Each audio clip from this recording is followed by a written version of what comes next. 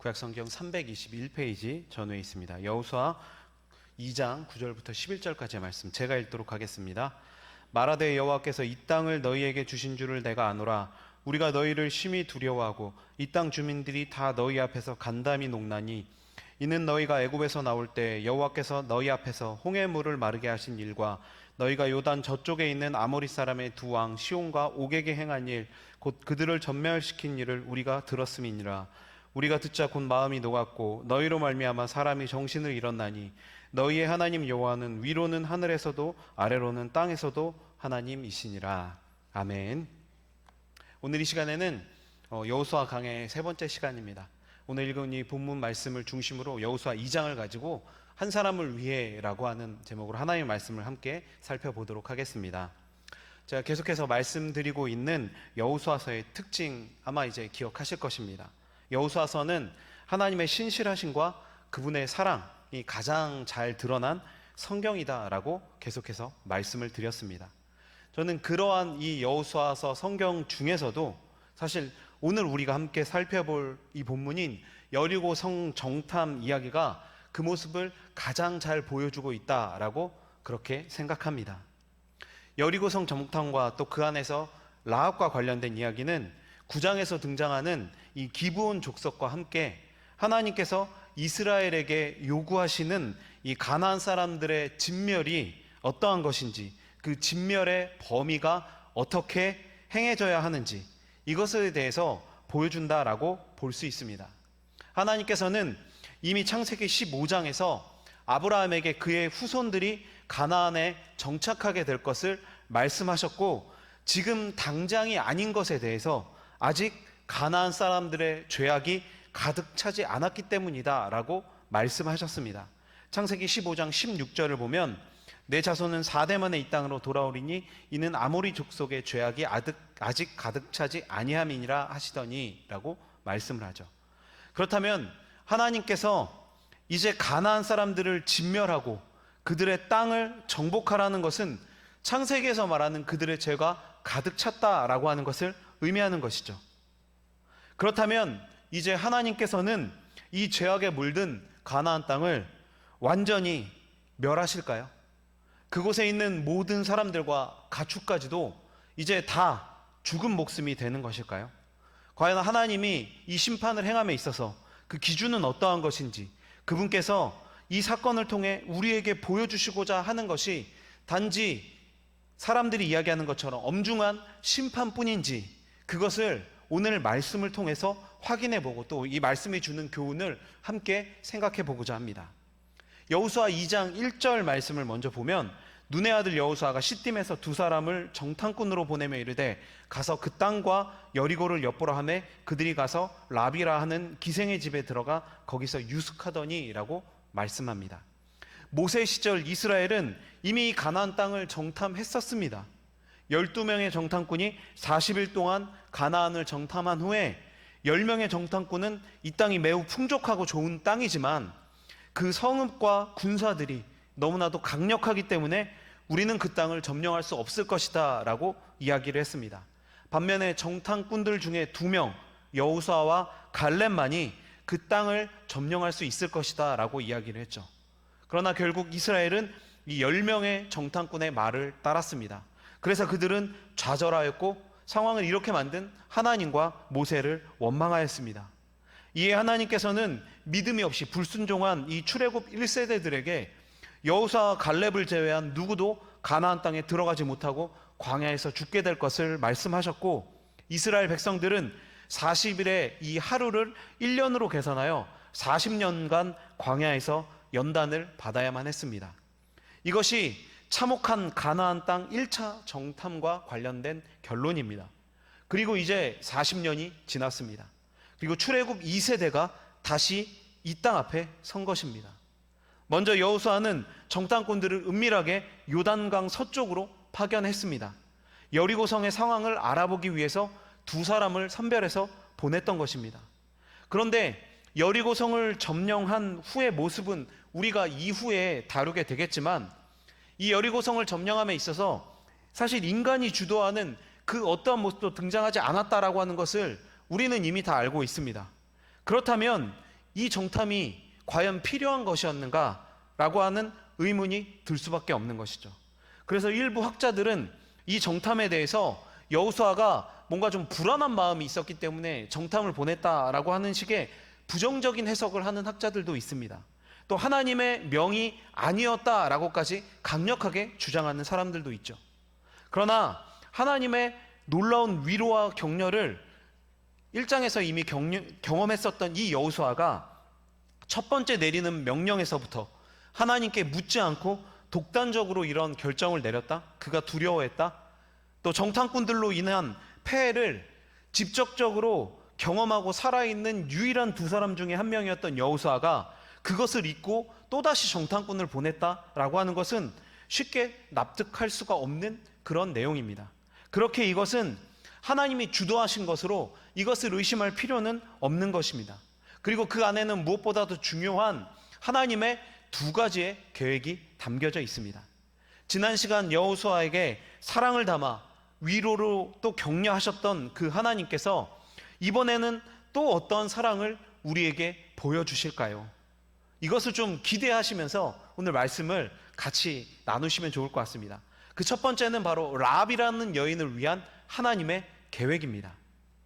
명을 받은 두 명의 정탐꾼은 곧장 강을 건너 여리고성으로 갔습니다. 성에 입성한 후에 그들은 라합이라는 기생의 집으로 갑니다. 역사가인 요세푸스는 이 라합을 여관 주인이고 또 그녀의 집을 여관으로 간주했습니다.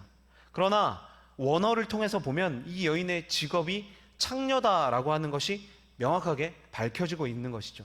그렇다면 왜 요세푸스가 이런 해석을 했냐면 정탐꾼들이 명을 받고 처음으로 들어간 곳이 창녀의 집이었다라고 한다는 것은 좀 뭔가 이 의미를 다른 식으로 해석할 수 있게 좀 이것이 좀 부정적인 의미가 확대되어질 수 있기 때문에 그렇게 이야기한 것이죠. 또 이 비슷한 어원의 근거에서 여관 주인으로 해석하여서 이런 문제들을 해결하려고 했었던 것입니다.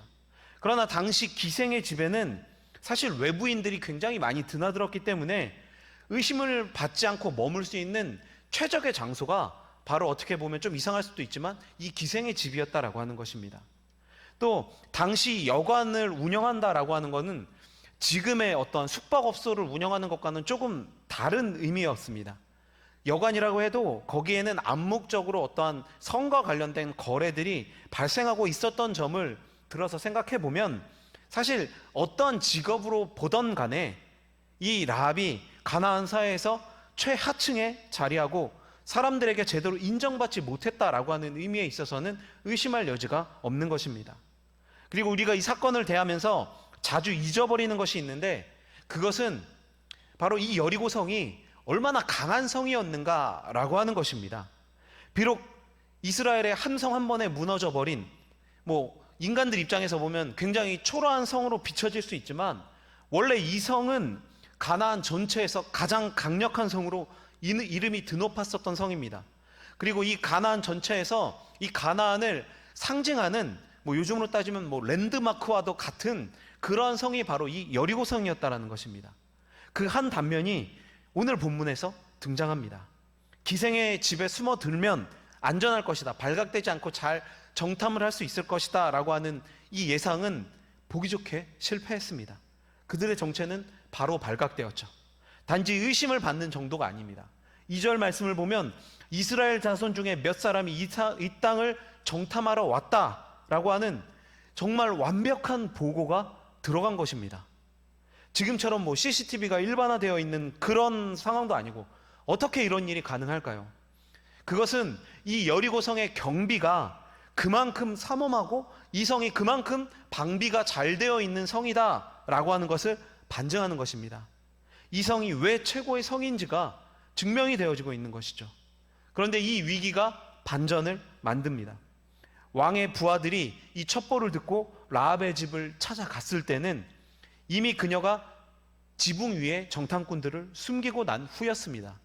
지붕은 가나안 집들을 덮고 있었던 평평한 지붕을 의미하기도 하고 또 2층 집이 있는 그 2층 집의 다락이나 2층에 있는 마루를 의미한다라고 보기도 합니다. 특히 6절을 보면 3대라고 해서 삼나무 대, 삼나무 줄기라고 하는 것을 말리고 있었다라고 이야기를 하고 있습니다.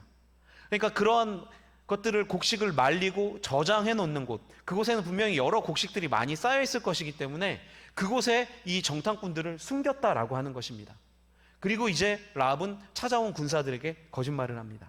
두 사람이 자기 집을 찾아온 것은 분명한 사실이지만 이미 성을 떠났으니 멀리 못 갔을 것이고 빨리 쫓아가면 잡을 수 있을 것이다 라고 말을 하는 것이죠. 이에 군사들은 그녀의 말을 의심하지 않고 곧바로 성을 벗어나서 추격을 시작합니다. 사람들은 여기서 라합이 거짓말을 한 것에 대해서 초점을 맞춰서 윤리적인 문제가 있다라고 그렇게 많이 비판을 합니다. 그러나 중요한 것은 성경은 도덕책이 아니라는 것입니다.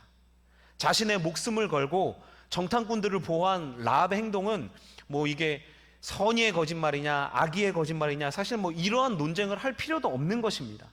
이것은 어떤 거짓말의 측면이 아니라 믿음의 행동에서 이해해야 한다라고 하는 것입니다. 히브리서나 야고보서에서도 이 라합의 모습을 믿음의 행위로 보고 기념하고 있는 것에서 그 답을 얻을 수 있는 것입니다. 오히려 지금 생각해야 할 문제는 사실 거짓말을 했냐 안 했냐라고 하는 이것이 아니라 다른 측면에 생각해 봐야 할 문제가 있습니다.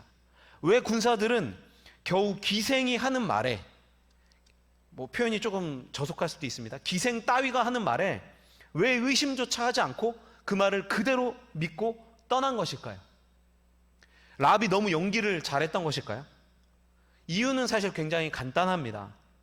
이스라엘 사람들을 숨겨줄 이유가 없다라는 것입니다. 라합은 분명히 가나안 사람이었고 또 이 여리고 성은 너무나도 강력했습니다. 그러니 뭐 자신의 이 성의 반기를 들고 적국을 도울 이유도 없고 이것은 상식적으로 생각해서 아무런 근거가 없는 것이다라는 거죠. 그렇다면 반대로 라합은 왜 거짓말로 자신의 민족까지 속여가면서 이런 행동을 했었던 것일까요? 여리고성에서는 이미 최하층민으로 뭐 이 삶이 나아질 가능성이 전혀 없으니까 나라가 바뀌면 뭔가 좀 신분이 달라지지 않을까라고 해서 뭐 인생 역전을 일단 기대하고 그렇게 행동하지 않았을까라고 생각하는 사람도 있습니다. 그런데 그런 행동을 위해서 지금 이 모습을 보였다라고 하는 것은 사실 도박이라고 해도 너무 무모한 도박에 자신의 것을 건 것입니다. 현재로선 이스라엘이 이길 가능성이 전혀 보이지 않기 때문이죠. 라합은 왜 이런 행동을 하는지 그 이유를 오늘 본문인 9절에서 11절까지를 통해서 이야기를 하고 있습니다. 이스라엘 사람도 아니고 창녀라는 가장 천한 신분에 있었던 이 보잘것없는 여인이 놀라운 이야기를 하고 있는 것이죠. 이것은 다시 앞에서 얘기했듯이 자신의 이익에 따라서 한 행동이 아니라는 것을 증명하고 있는 것입니다. 더군다나 지금 라합의 입을 통해서 나오는 이야기는 40년 전에 약속의 당사자였었던 이스라엘 백성들도 믿지 않았었던 그런 이야기였습니다. 신명기 2장 25절 말씀을 보면 오늘부터 내가 천하 만민이 너를 무서워하며 너를 두려워하게 하리니 그들이 내 명성을 듣고 떨며 너로 말미암아 근심하리라 하셨느니라 라고 말씀하죠. 이스라엘 백성들은 분명 하나님께 이 확신 있는 약속의 말씀을 들었습니다.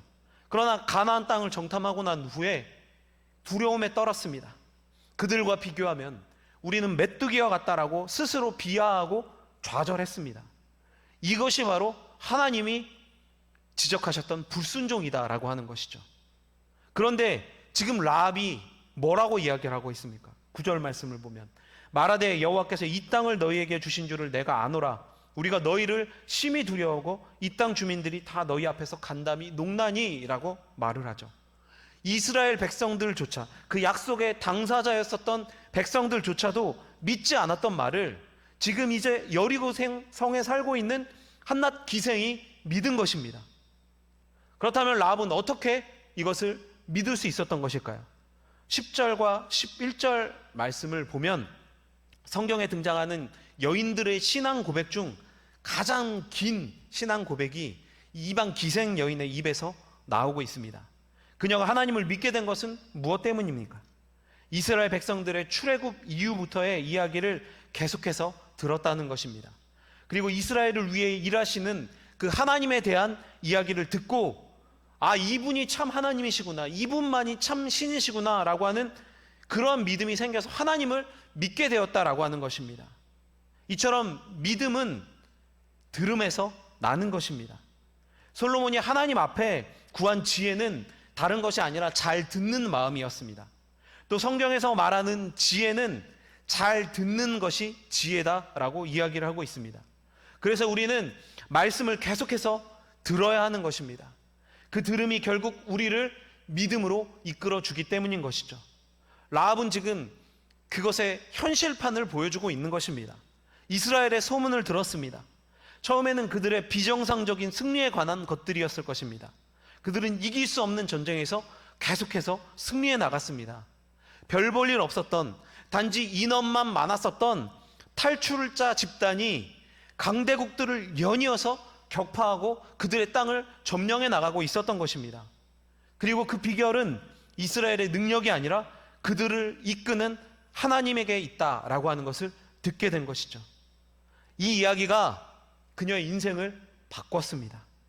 누군가는 그 이야기를 듣고 에이 설마 잘못 들었겠지, 와전됐겠지 이렇게 하면서 넘어갔고, 또 누군가는 그 이야기를 듣는 당시에는 마음이 철렁하였지만 금세 잊고 또 살던 대로 그냥 그대로 살아갑니다.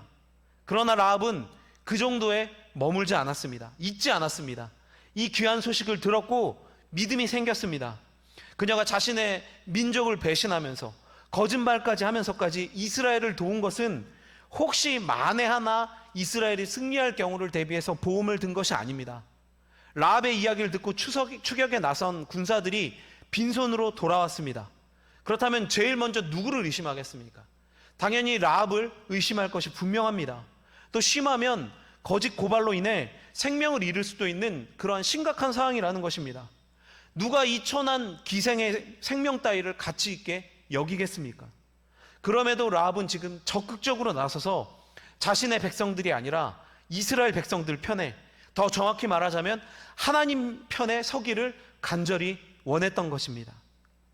그리고 12절 13절 말씀에서 이렇게 이야기를 합니다. 좀 제가 빨리 읽겠습니다.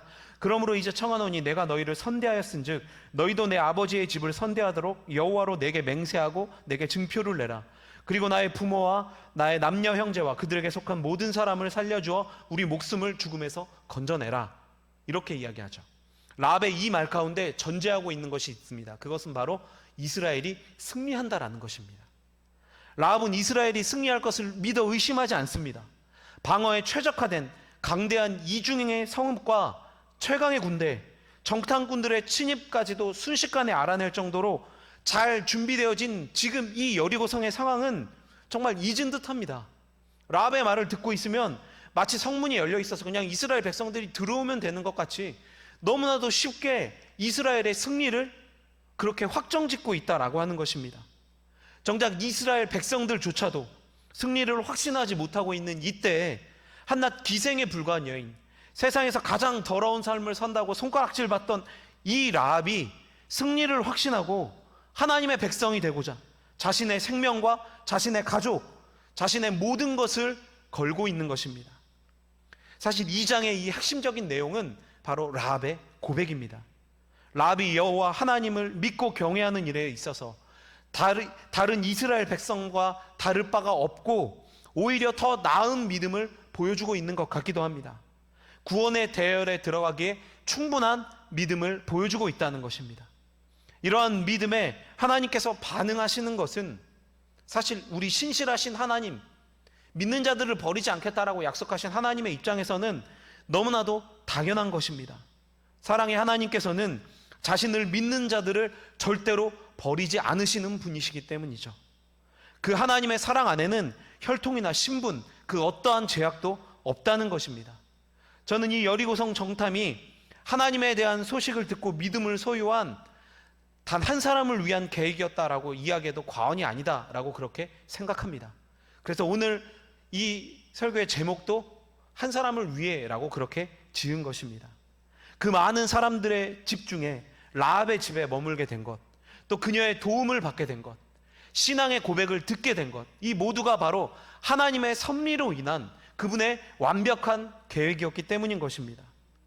하나님께서는 죄악으로 인한 심판으로 이제 가나안이 멸망하지만 이들이 단지 혈통 때문에 그곳에 살고 있다는 이유만으로 죽는 것이 아니라 이 모든 심판의 근거가 믿음에 근거한다라고 하는 것을 분명히 보여주고 계시는 것입니다. 이스라엘도 믿음이 없어서 출애굽 1세대가 아무도 가나안 땅을 밟지 못한 것, 여호수아와 갈렙을 제외한 그것이 바로 그 증거가 되는 것입니다. 라합은 그래서 구원받은 사람의 전형적인 모습으로 믿음을 지닌 위대한 사람으로서 신약 성경에서도 계속해서 등장하고 있는 것입니다. 그리고 라합이 보여주는 이 적극적인 모습은 지금의 우리에게도 분명한 도전이 되고 있습니다. 과연 우리는 하나님을 정말 이 이방 기생 여인이 믿은 것처럼 그렇게 강렬하게, 그렇게 간절한 마음을 담아서 믿고 있습니까? 이것을 우리가 한번 스스로 고민해 봐야 할 것입니다. 그때나 지금이나 보지 못하는 하나님이신데 과연 우리는 그분의 말씀을, 또 그분의 그 사랑을 듣고 우리의 마음이 녹아내리고 그분을 진정한 온 땅의 주인으로 여기는 모습이 지금 우리의 삶 속에 나타나고 있는지 묻고 있는 것입니다. 우리는 믿음을 위해 정말 우리의 생명을 하나님 앞에 우리가 모든 것을 내어놓는다라고 그렇게 수도 없이 이야기를 하지만, 정말로 그러한 상황이 우리 앞에 벌어졌을 때 과연 하나님 앞에 모든 것을 내려놓고 그 하나님만 의지하고 하나님만 바라고 설 수 있는지, 그것을 오늘 이 라합의 이야기를 통해서 우리에게 묻고 있다라고 하는 것입니다. 이 시간에 그냥 출애굽 당시에 그런 일이 있었구나, 가나안 점령 때 그런 일이 있었구나, 그냥 그렇게 읽고 넘어갈 것이 아니라 과연 내가 그 상황이었다면 나는 하나님을 위해서, 나는 그분의 편에 서기 위해서 내가 무엇을 할 수 있었을까라고 하는 것을 정말 심각하게 고민해야만 하는 것입니다. 그리고 나에게 주어진 이 구원이 지금 우리가 너무 쉽게 받았다고 해서 결코 쉬운 것, 결코 가벼운 것이 아니다라고 하는 것을 엄중하게 깨달아야만 합니다. 누군가는 이 구원의 은혜를 소유하기 위해서 생명을 걸었습니다. 그런데 우리는 정말 너무 쉽게 이 구원의 은혜를 누리면서 아무렇지도 않게 정말 하나님을 옆집 사는 사람보다 못한 그런 존재로 만들면서 살아가고 있는 것은 아니죠. 이 말씀을 대하며 우리가 누리는 이 구원의 은혜와 나에게 구원을 주신 그분의 이 사랑과 그 위대하심에 대해서 그래서 다시금 생각하고 감사할 수 있어야만 할 것입니다. 이제 본문을 통해 나타난 두 번째 하나님의 사랑의 계획은 이스라엘 백성들을 향한 위로와 도전입니다. 라합이 정탐꾼들에게 한 말 속에는 세 가지의 중요한 포인트가 있습니다. 그 첫 번째는 라합이 여호와 하나님께서 이스라엘에게 가나안 땅을 주셨다라고 하는 것을 확신하고 있다는 것입니다. 라합은 문법적으로 완료형 동사, 즉 이미 완료된 일을, 그러니까 그런 일이 있었어 라고 이야기하는 것처럼 이렇게 완료된 일을 이야기하는 어투로 지금 여호와께서 이미 가나안 땅을 이스라엘에게 주셨음을 선언하고 있습니다. 그리고 이 말 안에는 이미 하나님을 알고 있고 그분의 계획을 알고 있다라고 하는 것을 전제하고 있는 것이죠. 가나안 여인이 이렇게 하나님에 대해서 알고 있다라고 하는 것을, 이 이야기를 들었을 정탐꾼들이 어땠을까요? 저는 요즘 표현으로 따지면 정말 온몸에 소름이 쫙 돋았을 것 같습니다. 그러면서 하나님이 일하고 계시는구나, 하나님이 함께 하시고 계시는구나 라고 하는 것을 분명하게 느끼게 되었을 것 같습니다. 두 번째는 라합 자신을 포함한 온 가나안 사람들이 이스라엘 사람들 때문에 떨고 있다라고 하는 것을 알려주었습니다. 이 9절 말씀을 세번역 성경으로 하면 이렇습니다. 우리는 당신들 때문에 공포에 사로잡혀 있고 이 땅의 주민들은 모두 하나같이 당신들 때문에 간담이 서늘합니다. 라합은 가나안 사람들이 느끼고 있는 심리적 불안감에 대해 공포에 사로잡혀 있다라고 그렇게 이야기를 했습니다. 당신들로 인한 공포, 이 말은 그냥 사람이 일반적으로 느끼는 공포에 대해서 이야기하고 있는 것이 아니라 하나님께서 함께 하시는 전쟁에서 보여지는 적들의 반응, 적들이 그러니까 하나님의 일하심을 보고 느끼는 감정을 공포로 표현한 그 단어와 같은 단어를 사용하고 있다라고 하는 것입니다. 그러니까 다시 이야기하자면 여호와께서 가나안 땅을 이스라엘에게 주셨으니 이 일을 누구도 막을 수가 없고, 이 일의 당사자인 그 가나안 사람들, 그들은 자신들의 진멸이 이 하나님의 약속하신 내용에 포함되어져 있기 때문에 모든 백성들이 공포에 떨고 있다, 두려워하고 있다, 이렇게 이야기를 하고 있는 것입니다. 라합의 고백은 이스라엘이 분명히 가나안을 상대로 승리할 것이다 라고 하는 것을 확신하게 해주는 것입니다. 군사력이나 전략으로 가져오는 승리가 아니죠. 하나님께서 이스라엘을 승리하게 하실 것이다 라고 하는 이 말씀을 적국의 백성들의 반응을 통해서 지금 이스라엘 백성들이 듣게 되어지는 그런 상황을 맞이한 것입니다. 마지막 세 번째로는 라합은 가나안 사람들이 이스라엘을 두려워하고 있는 것은 여호와 하나님께서 출애굽한 이후 어떻게 이스라엘에게 역사하셨는가에 대해서 익히 들어서 알고 있기 때문이다 라고 그렇게 말을 했습니다. 가나안 사람들은 여호와께서 홍해를 마르게 하신 일, 그러니까 출애굽을 처음 시작할 때부터 가장 최근에 벌어진 전쟁, 아모리 사람들의 왕 시온과 옥과 싸워서 승리한 일에 대해서 정확하게 알고 있다라고 이야기를 하고 있습니다. 지금 라합이 요약을 한 것이죠. 그 말은 무엇이냐면 출애굽 안에서 벌어졌었던 모든 일들을 이미 우리가 다 들어서 알고 있다라고 하는 것입니다. 특히 라합은 이 듣다라는 표현을 10절과 11절에서 두 번이나 사용했습니다. 이것은 가나안 사람들이 지금 들은 것에 대해서 두려워하고 있다라고 하는 것을 강조하고 있는 것이죠. 이스라엘 백성을 두려워하는 것이 아닙니다. 역사적 사실에 근거하여 그들이 두려워하고 있는 것은 굉장히 아이러니하지만 보여지는 이스라엘이 아니라 보이지 않지만 일하시는 하나님을 알고 그 하나님을 두려워하고 있다라고 하는 것입니다. 그리고 라합은 마지막으로 11절에서 세번역 성경으로 하면 이런 말씀을 합니다.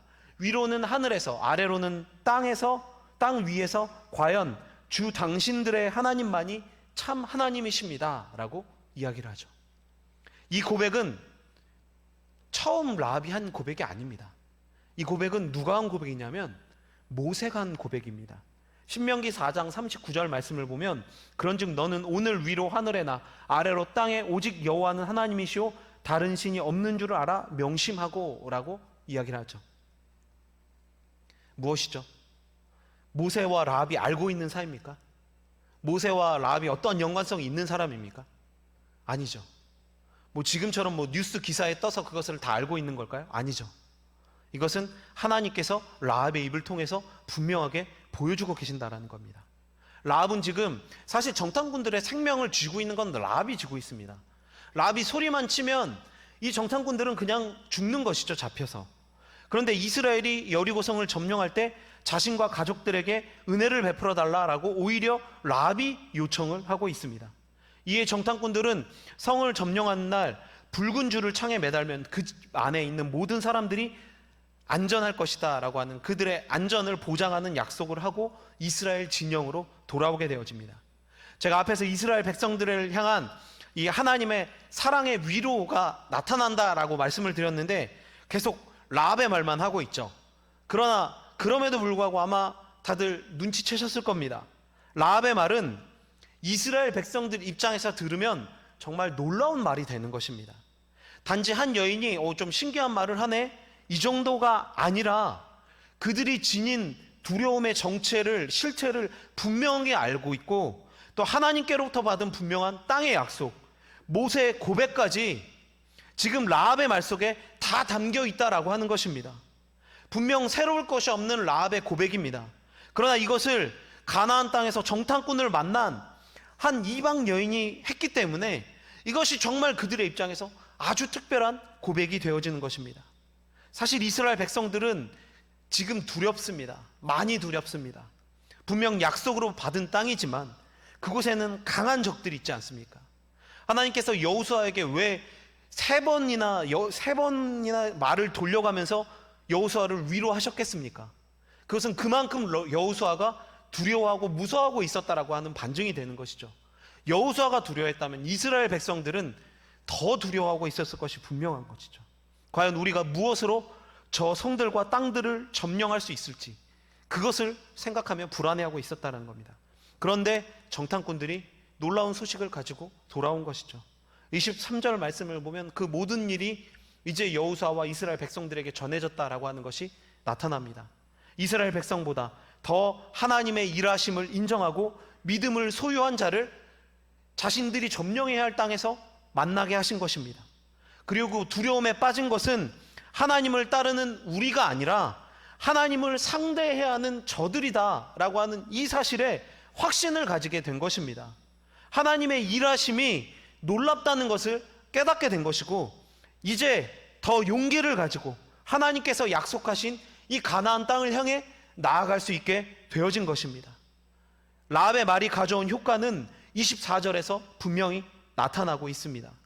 정탐꾼들은 이제 하나님께서 하실 일에 대한 확신을 가지고 이야기하죠. 그 땅의 모든 주민이 우리 앞에서 간담이 녹더이다. 그들의 이 확신은 곧 이스라엘 백성들의 확신이 되어집니다. 그리고 담대하게 하나님께서 약속하신 땅을 향해 발걸음을 내딛게 될 것입니다. 하나님께서는 이렇게 자신의 백성들과 함께 하시며 세밀하게 도우시는 분이십니다. 제가 아마 여호수아서 이야기를 하면서 이 말을 제일 많이 하게 될 것 같습니다. 비록 멸망받을 땅에 사는 백성이지만 믿음을 소유한 자를 버리지 않으셨고, 그녀를 통해 이스라엘 백성들에게 더 굳건하게 하나님을 믿고 순종하도록 돕고 계신다라고 하는 것을 분명하게 확인할 수 있는 사건이 바로 이 여리고 정탐 사건이라는 것입니다. 그리고 이제는 정말 실행에 옮길 때인 것이죠. 이후 이스라엘은 3장에서부터 요단을 건너고 여리고로 향하게 되어집니다. 본격적인 가나안 입성이 시작되어지는 것입니다. 또 이 사건을 통해 우리가 기억해야 할 것이 한 가지가 더 있습니다. 그것은 분명 그 많은 가나안 사람들이 이스라엘의 이야기를 듣고 마음이 높고 두려움이 가득했다라고 하는 것이죠. 그런데 문제는 무엇이죠? 적극적으로 실행에 옮긴 사람이 라합 한 사람뿐이라는 것입니다. 그들에게는 그냥 그것뿐이었습니다. 그들은 또 금세 자신들의 죄악된 생활로 돌아가 버린 것입니다. 이것이 심판을 앞에 둔 죄인들의 아주 일반적인 모습인 것입니다. 그리고 심판을 내리는 심판자에게 어떻게 이렇게까지 심판할 수 있냐라고 과하다고 탓할 수 없는 죄악된 우리의 슬픈 현실의 자화상이라는 것입니다. 그러나 라합은 어떻게 했죠? 단지 듣고 두려워함으로 멈추지 않았죠. 믿음을 소유했고 적극적으로 행동했습니다. 비록 거짓말을 하고 동족들을 배신했다는 비난을 받을 수도 있지만 참된 진리를 향해 적극적으로 움직였기에 구원을 얻게 된 것입니다. 오늘 우리도 말씀의 홍수라고 불리는 시대를 살며 수많은 말씀을 듣고 있습니다. 그러나 그 말씀을 단지 듣기만 하고 만다면 결국 가나안 사람들과 같은 결과를 우리도 보게 될 것입니다. 우리는 하나님의 말씀에 분명히 반응해야 합니다. 그리고 하나님을 거역하는 모든 죄악과 결별해야 하며 적극적으로 하나님의 백성으로 살아가고자 노력해야만 한다는 것입니다. 그러면 자신의 백성을 절대로 버리시지 않으시는 하나님의 은혜가 우리의 삶을 지킬 것이며 온전한 사명을 감당하도록 도울 것입니다. 이 말씀의 교훈을 기억하셔서 좀 더 적극적으로 말씀을 듣고 그 말씀을 실천에 옮기는 삶으로 나아가시는 저와 여러분이 되시기를 바랍니다. 말씀을 정리하겠습니다. 라합의 이야기는 하나님께서 이루시고자 하는 구원의 범위가 어디까지인지를 분명하게 보여주는 이야기입니다. 라합은 가나안 여인입니다. 이미 진멸이 선포된 백성에 속해 있는 사람이라는 것이죠. 그럼에도 불구하고 하나님께서는 그녀를 진멸의 대상에서 제외시켜 주셨습니다. 그녀가 이렇게 이 하나님의 구원의 은혜를 받고 진멸에서 제외받을 수 있었던 것, 구원의 자리로 나아갈 수 있었던 것, 그것은 전적인 하나님의 은혜이죠. 이 하나님의 구원의 은혜는 혈통도 신분도 가리지 않는 것입니다. 라합은 이렇게 구원받은 이스라엘 백성으로 편입되었을 뿐만 아니라 훗날 온 인류를 위해 이 땅에 오신 예수 그리스도의 계보에도 오르는 영광을 누리게 되어졌습니다. 이 여인이 무슨 대단한 일을 했다고 이런 영광을 누리는 것입니까? 하나님께서 라합을 기쁘게 받아주신 단 한 가지의 이유, 그것은 바로 그녀의 믿음이었습니다. 더 정확히 말하자면 믿음의 결단인 것입니다. 그리고 하나님께서는 이 일을 진행하심에 있어서 가나안 입성을 앞에 두고 있는 이스라엘 백성들에게 전혀 새로운 측면에, 생각지도 못했던 측면에 위로와 격려를 주고 계십니다. 두려워해야 하고 떨어야 할 자들은 이스라엘 사람들이 아니라 가나안 사람들이며 담대히 순종해서 나간다면 그곳에 누가 살건 무엇이 있건 그것을 주시겠다고 한 약속의 실현을 보게 될 것이다 라고 하는 것을 분명히 말씀을 통해 보여주고 있으신 것입니다. 이렇게 여리고성 정탐 사건을 통해서 우리는 하나님의 일하심의 그 놀라운 비밀에 대해서 살펴볼 수 있었습니다. 하나님 앞에서 결코 우연히 발생하는 일은 없습니다. 모든 것은 다 그분의 계획 안에서 진행되어지는 것입니다. 오늘 우리는 그 계획을 잠시 조금 들여다봄으로써 우리의 믿음이 결코 헛되지 않음을, 또 이렇게 믿는 자들을 세심하게 또 사랑하시고 돌보시는 그분의 은혜가 분명 우리 인생에도 향하고 있게 됨을 깨닫게 되어지는 것입니다. 그래서 이 귀한 은혜를 소유한 우리는 그분의 일하심을 믿고 모든 두려움과 걱정을 떨쳐버릴 수 있어야만 합니다. 그리고 우리에게 맡겨주신 그 소명 앞에 담대하게 나아가 그 안에서 우리에게 주신 각자의 가난을 정복하는 그러한 영광을 누리고 하나님과 동행하는 귀한 삶을 살아가실 수 있는 저와 여러분이 되시기를 바랍니다.